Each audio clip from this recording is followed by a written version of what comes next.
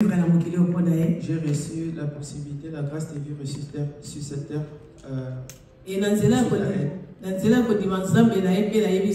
vie spirituelle comme manga jusqu'à l'éternité dans zélo yazo kedelelo. Je vais le faire. Donne-moi le micro. J'ai béni l'Éternel parce que maman Nzemba m'a donné la vie biologique et grâce à ces mamans aussi, c'est elle qui m'a ramené en Jésus-Christ pour avoir la vie éternelle. Amen. Alors maman Nzemba a sali mingi ponanga. Ma maman a bien fait beaucoup de choses pour moi. Alors il y a une autre tatonaï, les bossos et maintenant s'appelle bossos ensemble. Je témoigne ma mère devant les gens et devant Dieu. Si aujourd'hui vous me voyez là présent, à grâce à ma mère, elle m'a mis biologiquement et aussi elle m'a enseigné la parole de Dieu que je prêche aujourd'hui.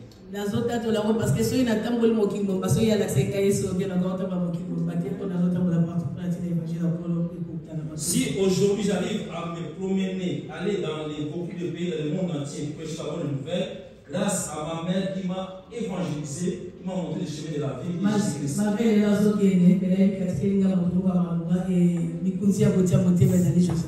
Même aujourd'hui, physiquement, elle ne sera plus là avec moi, mais elle m'a laissé avec un trésor riche, puissant, qui est Jésus-Christ de Nazareth. Même si parce que Jésus-Christ a toujours resté. Aujourd'hui, je vais pleurer, mais je sais que demain, Christ viendra pour consoler et donner la joie. Je vais le témoigner.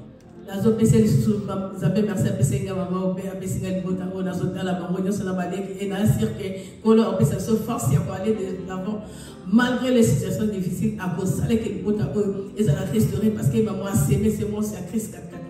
J'ai béni Dieu pour cette famille, pour notre maman, parce qu'elle a sémé la semence de Christ en nous. Aujourd'hui, c'est difficile, c'est vraiment difficile, mais nous serons toujours unis. Ça sera restauré, on va toujours aller en avant. Donc, pour nous qui nous sommes là, elle n'est pas seulement notre maman biologique, elle est aussi une maman spirituelle qui nous a infanté dans la parole de Dieu. Parce que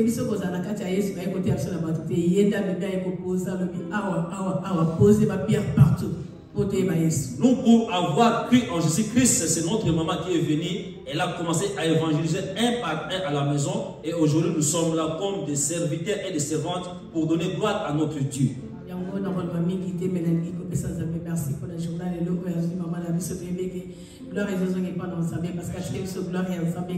Je dis seulement merci à Dieu qui a appelé notre maman. Que la gloire, l'honneur soit rendu à notre vie dans toutes circonstances. Je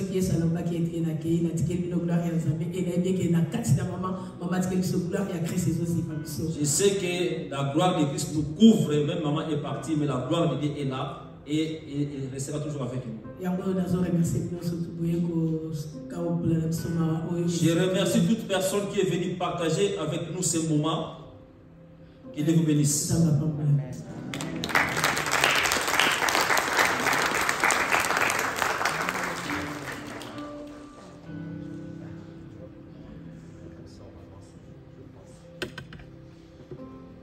Merci beaucoup pour la traduction.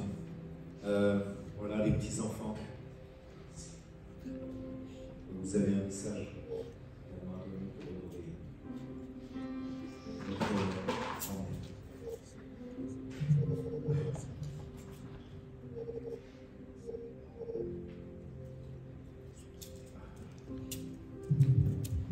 Bonjour à tous. Bonjour.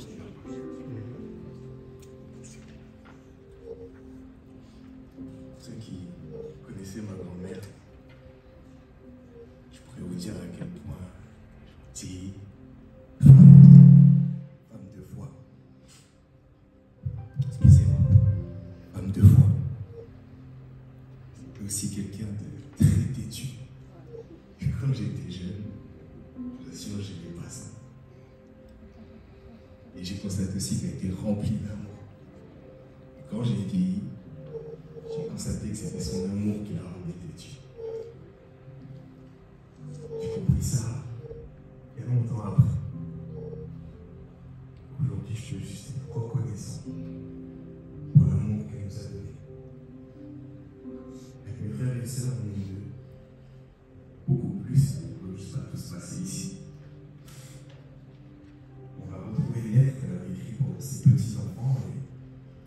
décidé de la lire. Juste en la lisant, je voulais comprendre qui était cette grand-mère, qui était cette mère, cette amie, tante, tout simplement. À cette lettre qui est pour ses petits-enfants, je vais l'appliquer aussi à ses enfants. À mes bien-aimés, à mes tant petits-enfants et à mes enfants. Je vous adresse ce message non pas pour vous présenter mes adieux, mais pour vous faire part de tout ce que vous devriez avant tout retenir. Que je sois dans ce corps, que je sois dans le repos auprès de mon Père Céleste. Sachez qu'au-delà de ce monde, au-delà de ce que le monde peut vous proposer, au-delà de ce que les hommes peuvent vous proposer, se trouvent des valeurs et principes que vous ne devriez jamais cesser d'appliquer. Je ne désire pas que le jour de ma disparition physique, vous puissiez être rempli de regrets, d'amertume, de tristesse. Non, je désire au contraire que vous vous appliquiez dans l'amour. Et lorsque je parle d'amour, je parle de l'amour du Christ. Celui qui consiste à aimer l'autre comme soi. C'est l'amour qui pardonne l'impardonnable. C'est l'amour qui supporte l'insupportable. C'est l'amour qui patiente, qui croit et qui persévère.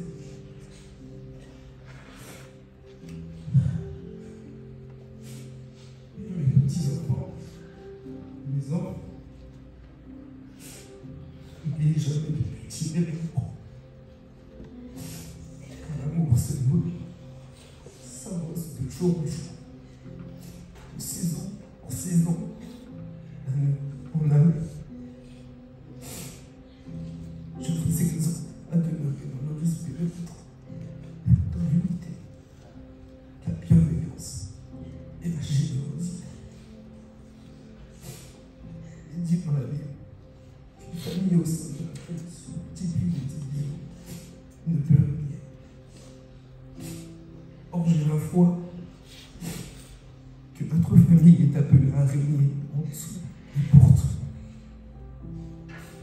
La recherche de l'unité et de la paix impose des sacrifices, des compromis, l'humilité, la soumission, le respect, l'écoute et le pardon. Alors pardonnez-vous. S'il le faut, soumettez-vous. S'il le faut.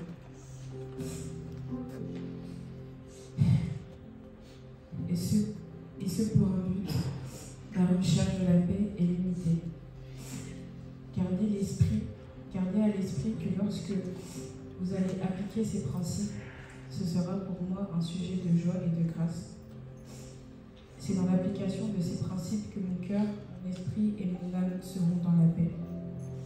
Ne laissez jamais personne venir vous compromettre, vous faire douter des liens qui vous unissent. Sachez que celui qui divise a un seul nom, le diable.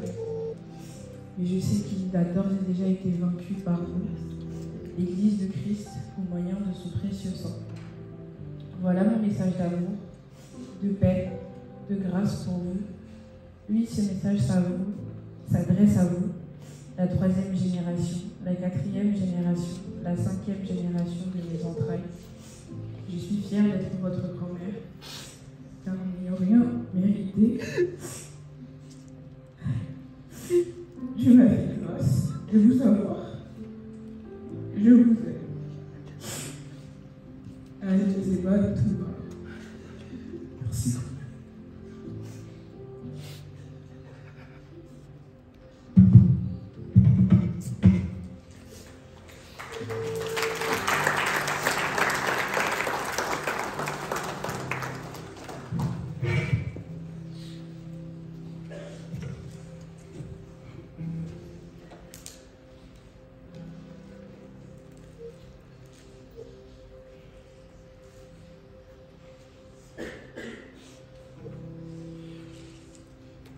Je crois que je vais faire une copie, si tu le permets. C'est une très belle lettre. C'est un testament.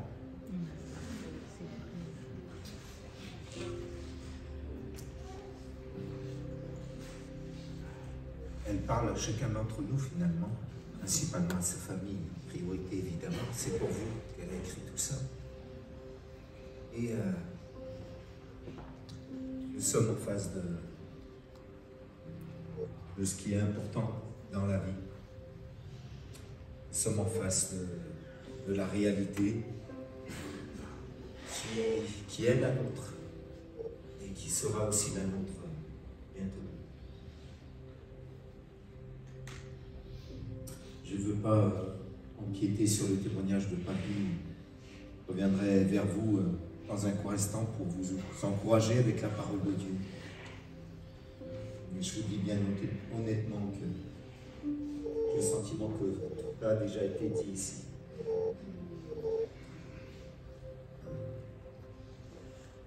Je vais laisser la place sans plus tarder à Papy. Voilà, Papy, si tu veux venir pour partager aussi un souvenir, un témoignage. Parce que ta maman.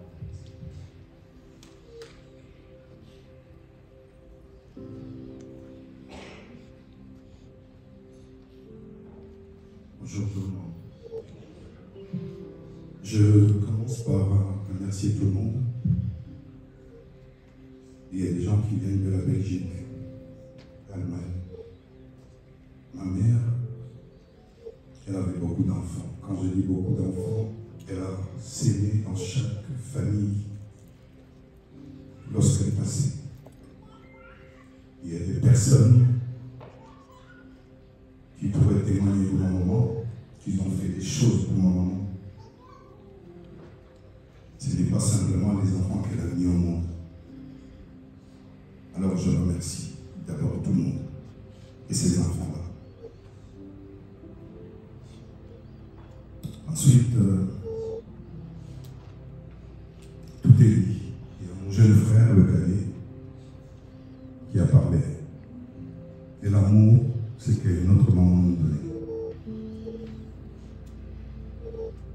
Moi, je voulais juste rajouter quelque chose. C'est dur de perdre un ami. C'est encore dur de perdre une mère. Ma mère était tout pour moi. Elle m'a tout donné. Tout. Elle me connaissait. Elle me calmait. Elle avait juste un mot pour me faire comprendre quand elle n'aime pas et quand elle aime.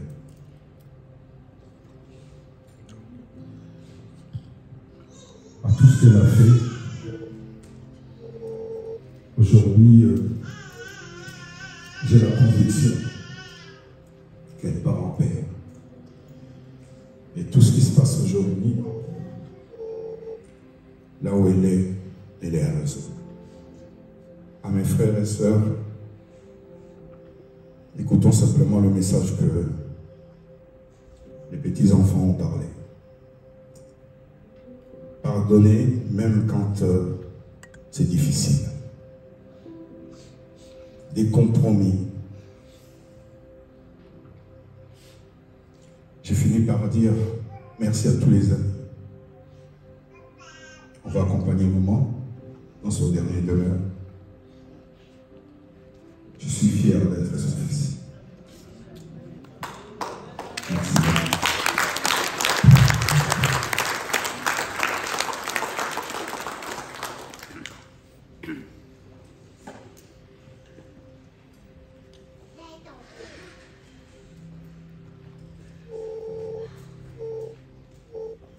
Merci à chacun pour ces beaux témoignages.